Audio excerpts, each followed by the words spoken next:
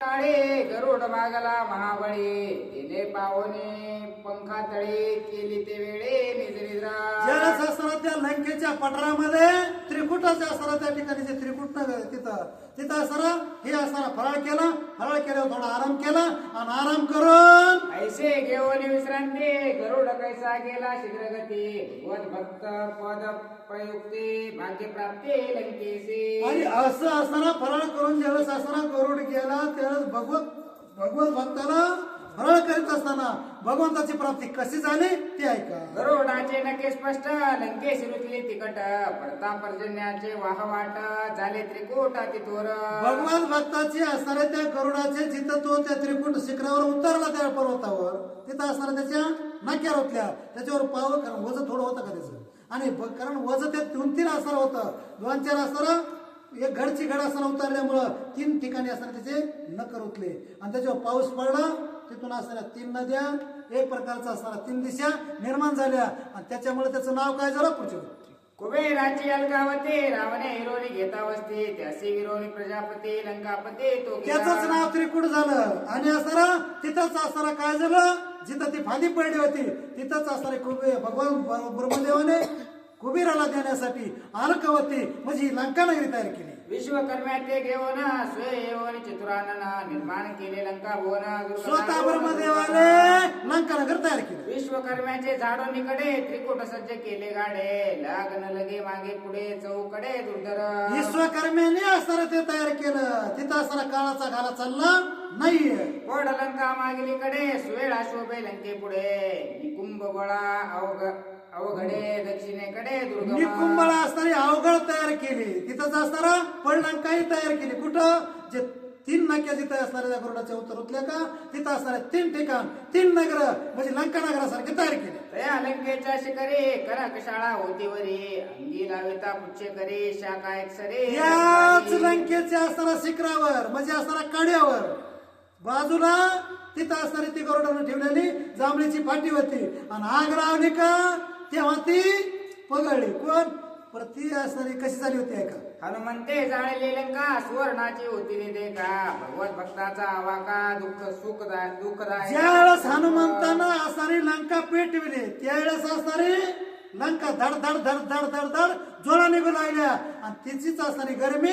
जिथं असणारी जी फांदी ठेवली होती का त्या फांदीला असणारी लागू लागली. शाखा बहु काळ पडलेला आहे शेवाळले खडक प्राय तेने उपेक्षिली जाये लक्षा नाही कोणा. जी असणारी जांभळीची म्हणजे असणारी जंबू दैदिप्यमान असणारा म्हणजे असणारा 52 कशी सोनं अशा प्रकारचं सोनं होतं का ते असणारा वर्ष पडलेलं होतं गरुडाने टाकलेलं होतं आणि त्याला असणारी ही हनुमंतानं पिटवलेली लंकेची असणारा ज्वाळा गेल्यामुळं ते गरम झालं आणि गरम होऊन मरोत प्रळय वाणी लंका जाळीता तिघी जणी शाखा होतीली रस होणे लंका भुवने. मारुत आणि मारुत या 3 जणांना असणारी लंका म्हणजे अग्नीनं सुद्धा या 3 जणांना लंका गेला एकलाच 3 जणांना जाळी आणि लंका जळून ती असणारी फांदी गरम झाली त्याच्यामुळं हनुमंते जाळीचा देखा हे मुंबई होतेली शाखा दे पासून सुवर्ण लंका समस्त ज्यानं लंका जाळी का त्यावेळेस असणारा धडधडा पेटली आणि त्यावेळेस ती फाटी एवढंही असणारा कारण ती भग्न झालेली दिसली होती हनुमंताला पण ती फाटी पगळल्यामुळं आणि सोन्याची पुन्हा झाल्यामुळं फाटी सोन्याचीच होती ना.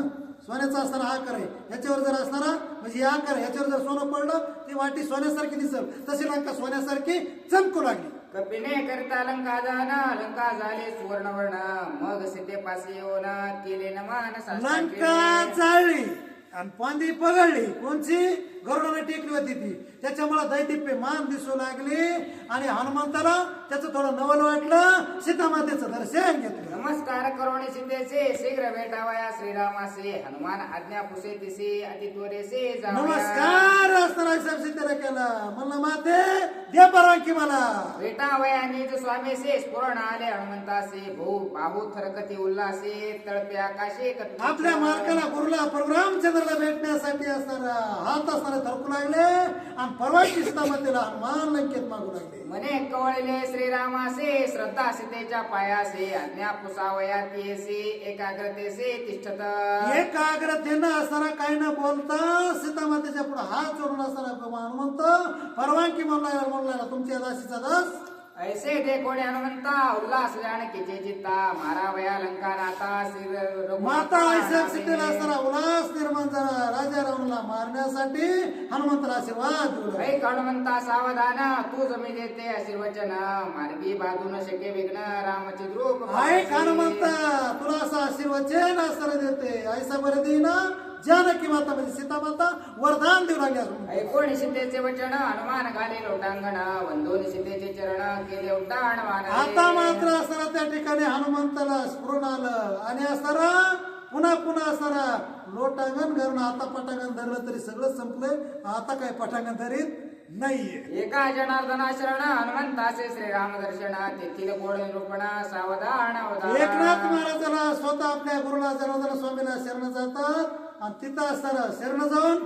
जी गोड कथा आठवर प्रभू रामचंद्राची असताना भेट होईल हनुमंत असताना ती भेट घेणार आहे तिथला असताना गुह्य गोष्टी गुप्त गोष्टी आणि असताना गोड रम्य रामायण आहे ते उद्या ऐकावं अशी इच्छा. स्वस्ते श्री भावार्थ रामायणे सुंदर कांडे एका कार्तिकाय गजेंद्र उद्धारण हनुमान श्रीराम दर्शन गमनम नाम द्वितीय अध्याय गोड पुंडलिक